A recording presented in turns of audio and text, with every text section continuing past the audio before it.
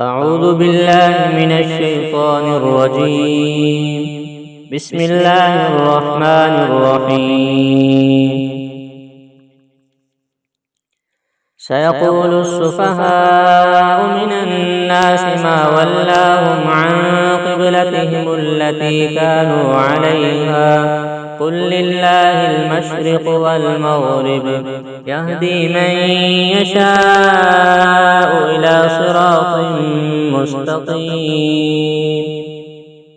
وكذلك جعلناكم أمة وسطا لتكونوا شهداء على الناس ويكون الرسول عليكم شهيدا وما جعلنا القبلة التي كنت عليها إلا لنعلم من يتبع الرسول ممن ينقلب على عقبيه وإن كانت لكبيرة إلا على الذين هدى الله وما كان الله ليضيع إيمانكم إن الله بالناس لرءوف رحيم. قد نرى تقلب وجهك في السماء فلنولينك قبلة ترضاها فول وجهك شطر المسجد الحرام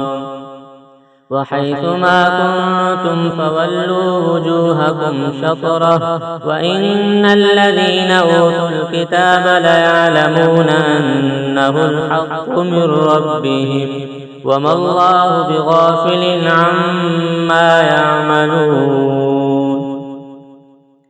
ولئن أتيت الذين أوتوا الكتاب بكل آية ما تبعوا قبلتك وما أنت بتابع قبلتهم وما بعضهم بتابع قبلة بعض ولئن اتبعت أهواءهم من بعد ما جاءك من العلم إنك إذا لمن الظالمين. الذين آتيناهم الكتاب يعرفونه كما يعرفون أبناءهم وإن فريقا منهم ليكتمون الحق وهم يعلمون. الحق من ربك فلا تكونن من الممترين. ولكل وجهة هو موليها فاستبقوا الخيرات أينما تكونوا يأت بكم الله جميعا إن الله على كل شيء قدير. ومن حيث خرجت فول وجهك شطر المسجد الحرام وإنه للحق من ربك وما الله بغافل عما تعملون.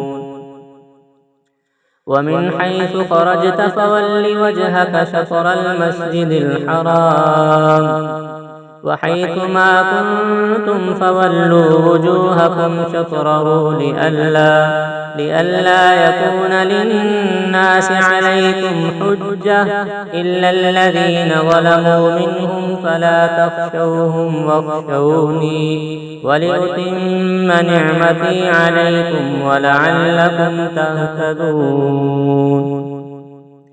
كما أرسلنا فيكم رسولا منكم يتلو عليكم آياتنا ويزكيكم ويعلمكم الكتاب والحكمة ويعلمكم ما لم تكونوا تعلمون.